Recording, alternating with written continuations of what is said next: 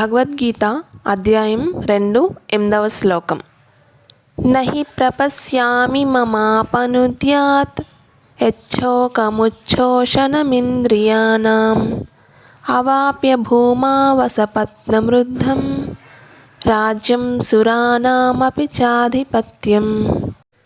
నహి ప్రపశ్యామి అంటే గాంచలేకున్నాను, తెలుసుకోలేకపోతున్నాను అని అర్థం.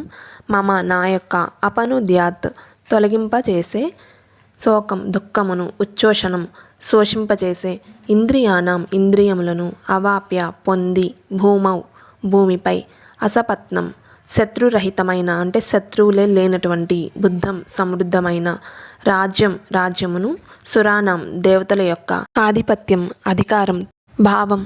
అర్జునుడు శ్రీకృష్ణునితో చెప్తున్నాడు ఈ విధంగా, నా ఇంద్రియములను శోషింపచేసే ఈ దుఃఖాన్ని పోగొట్టుకునే మార్గాన్ని నేను తెలుసుకోలేకపోతున్నాను.